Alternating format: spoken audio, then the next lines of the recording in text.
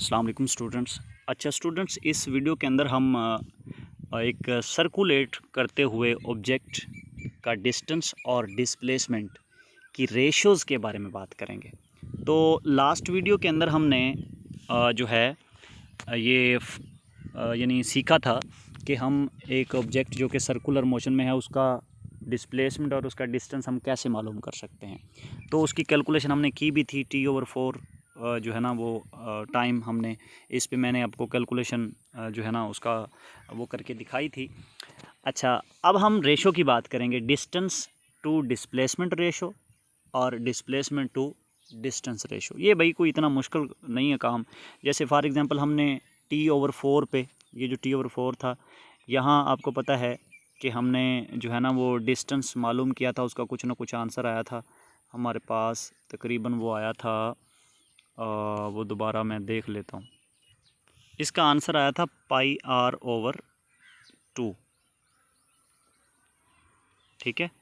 जबकि डिस्प्लेसमेंट का आंसर हमारे पास आया था r/2 शायद, क्योंकि वो cos 90 था और cos 90 ज़ीरो होता है, 1 बचा था तो उसके साथ 2 मल्टीप्लाई हुआ तो √2, यानी r/2 जो है ये हमारे पास इसका आंसर आया था। तो अगर हम रेशो फाइंड करना चाह रहे हैं, डिस्टेंस टू डिस्प्लेसमेंट रेशो, तो डिस्टेंस टू डिस्प्लेसमेंट रेशो का मतलब ये है कि आप डिस्टेंस को डिस्प्लेसमेंट पे डिवाइड कर दो। डिस्टेंस कितना था, πr/2, जबकि डिवाइड मतलब तकसीम होता है, तकसीम d कितना हमारे पास r/2।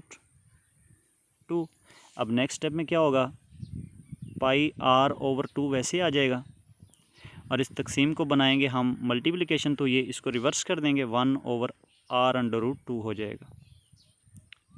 क्लियर है? तो इसको आप जो है ना वो कैंसिल कर सकते, ये माइनस नहीं है, यहाँ पे बराबर लगाया मैंने, ठीक है। तो अब इससे क्या होगा कि देखें, r से कट जाएगा, सो हमारे पास बचेगा, मैं इधर ही कर लेता हूँ इसको, पाई, ये हमारे पास बचेगा π/2√2, ठीक है। ये हमारे पास रेशो आएगी डिस्टेंस टू डिस्प्लेसमेंट रेशो। इसी तरह डिस्प्लेसमेंट टू डिस्टेंस रेशो आप फाइंड कर सकते हैं, यानी D/S कर सकते हैं। वो भी इन्हीं वैल्यूज़ का मैं आपको करके जो है ना वो दिखा देता हूँ।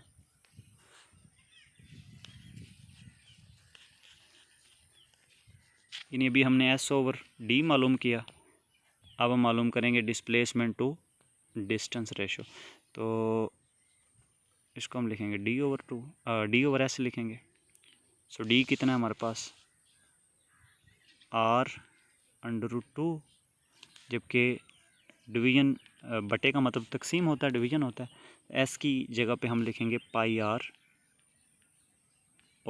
ये मैं इंतहाई बेसिक तरीके से आपको समझा रहा हूँ, ठीक है। कोशिश करनी कि आपने एक दफ़ा कॉन्सेप्ट अच्छे तरीके से समझ लेना, बाकी फिर आपके लिए कोई इशू नहीं होगा। सो √2, वैसे इसको मल्टीप्लिकेशन बनाएंगे तो ये बन जाएगा 2/πr, ठीक है। तो r से कट गया और 2/2/π हो गया।